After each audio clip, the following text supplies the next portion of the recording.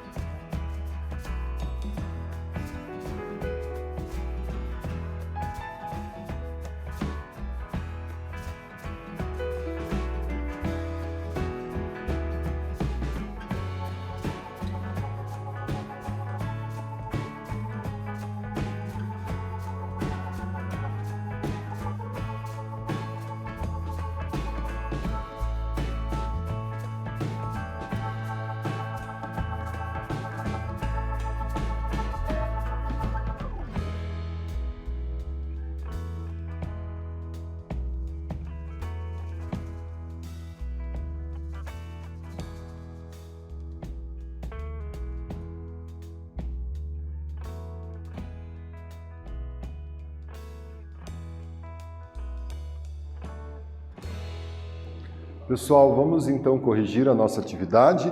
Qual a importância do trabalho pedagógico dentro da escola, não é? Olha só, ele compreende todas as atividades prática, teórico-prática, desenvolvidas pelos profissionais em exercício na instituição de ensino para a realização do processo educativo escolar de forma exitosa. Então, a importância desse trabalho técnico-pedagógico, né?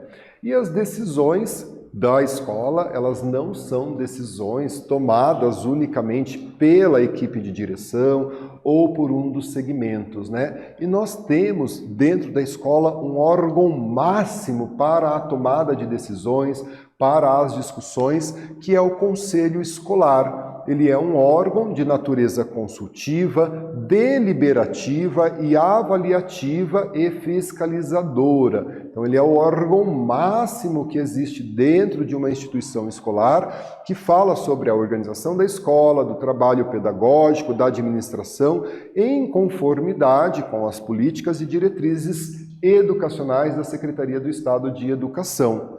A Constituição Federal também fala sobre o Conselho Escolar, assim como a Constituição Estadual, a Lei de Diretrizes e Bases, o Estatuto da Criança e do Adolescente, ou seja, nós temos uma série de ordenamentos jurídicos que falam sobre o funcionamento, a composição, o poder de decisão do Conselho Escolar. Por exemplo, pessoal, um documento, o projeto político-pedagógico, o calendário escolar, o regimento escolar, eles são documentos construídos de forma coletiva dentro da escola e que são, aprovados pelo Conselho Escolar antes de serem enviados para a homologação do Núcleo Regional de Educação. E o Conselho Escolar, ele tem a sua composição por representantes dos diferentes segmentos escolares.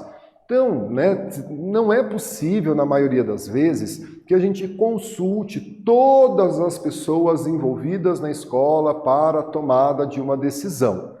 Vamos imaginar, uma escola grande que nós podemos ter aí, com um grande número de professores, funcionários, pedagogos, alunos, os responsáveis pelos alunos. Algumas decisões, elas precisam ser tomadas de uma forma mais prática, mais rápida, Então, por isso nós temos o Conselho Escolar. No Conselho Escolar, nós temos representantes de cada um do segmento escolar. Então, nós vamos ter representantes da equipe diretiva, o diretor escolar, ele é o presidente do conselho escolar, nós vamos ter representantes dos alunos, dos pais, dos professores, dos pedagogos e da equipe técnico-administrativa.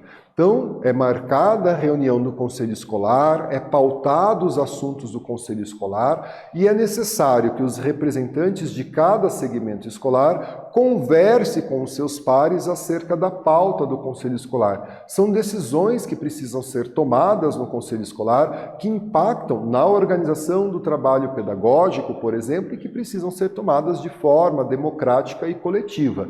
Então, esses representantes consultam os seus pares e levam essas decisões, essas discussões, esses entendimentos para a reunião do conselho escolar. E ele é responsável por zelar, portanto, pela manutenção e pela participação na gestão administrativa, pedagógica, financeira da escola e analisar ações que podem ser desenvolvidas considerando sempre o interesse coletivo, O interesse coletivo se sobrepõe, é claro, ao interesse individual ou de algum único grupo.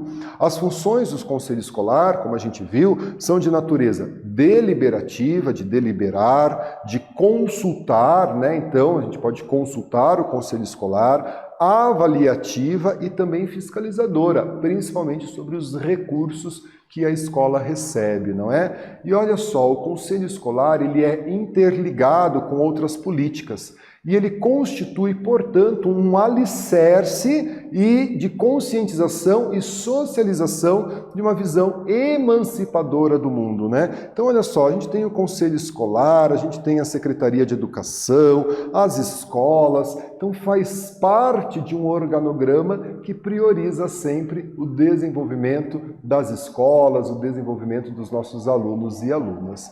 E olha só, aqui a gente tem uma atividade, Qual mecanismo eu posso utilizar para garantir a participação do meu segmento nas discussões e decisões do conselho escolar? Responda a atividade e a gente faz a correção juntos.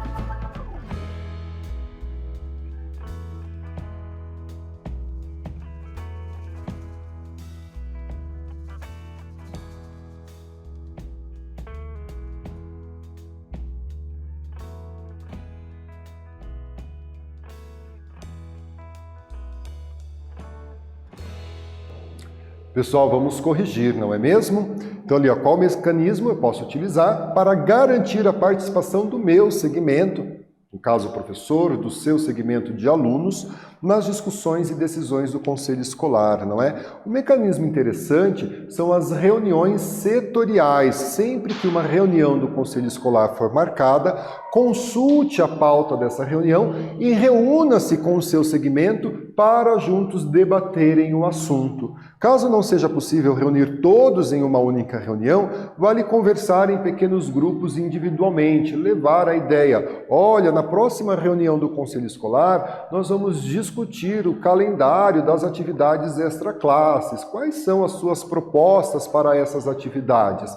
E daí você reúne essas informações e leva para o conselho escolar.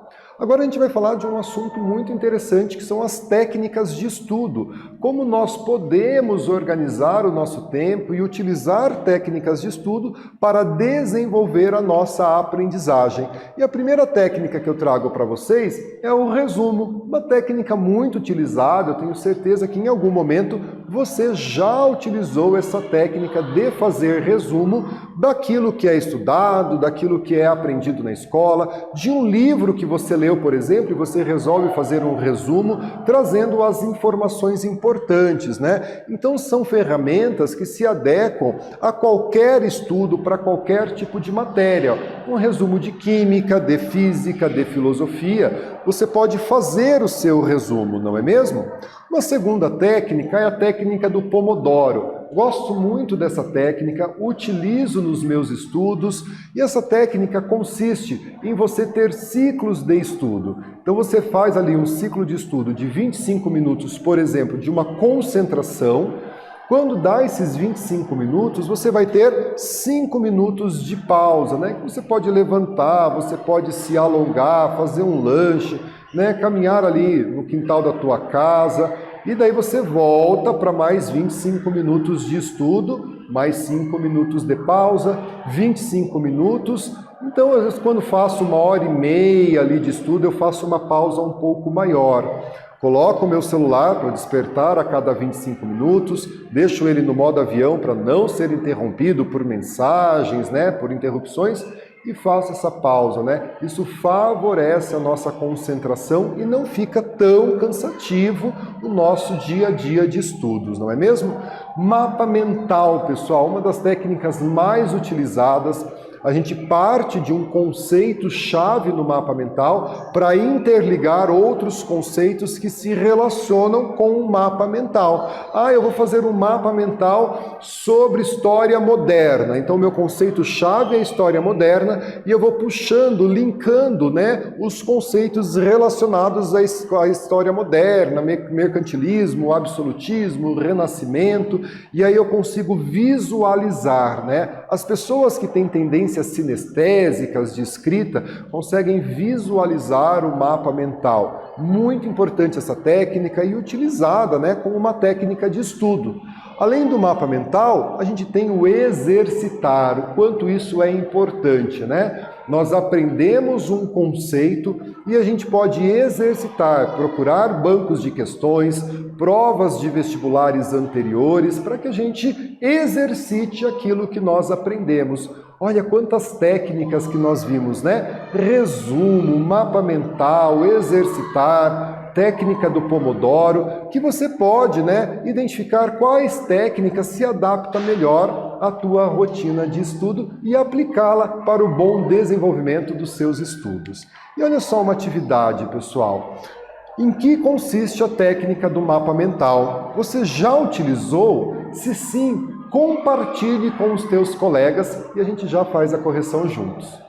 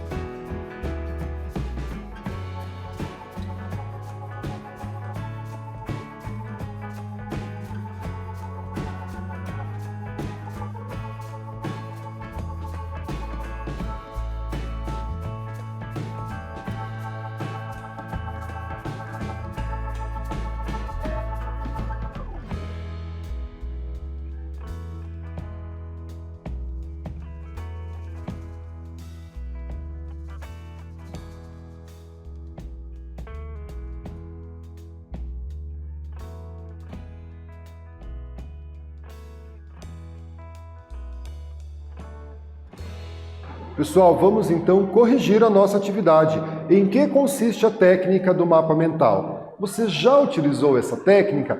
Compartilhe a sua experiência com os seus colegas, não é? Então, olha assim, o mapa mental, ele é feito a partir de um conceito-chave, ou um tema gerador, né? Que se conecta com outros termos, outros conceitos. Nós temos aí vários sites e aplicativos que nos ajudam à construção de um mapa mental, mas você pode também desenvolver o teu mapa mental ali com uma folha de sulfite, uma folha de caderno e trazer esses elementos, né, a partir de um tema gerador, de um conceito-chave. E o mapa mental tem sido utilizado por alunos e alunas como uma estratégia também de avaliação, né, de você avaliar ou o professor avaliar os seus alunos, né? Se você já fez um mapa, compartilhe essa experiência com os seus colegas. Galera, quanta coisa a gente viu na nossa aula, não é mesmo? Relembramos o conselho escolar, o trabalho pedagógico, né? Quem compõe esse conselho escolar, os colegiados que compõem o conselho escolar.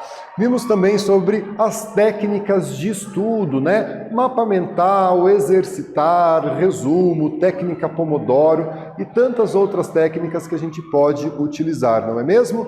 Aqui estão as nossas referências de aula. Eu agradeço a sua participação, agradeço ao nosso intérprete, Zion, muito obrigado. Fiquem bem, se cuidem e até a próxima.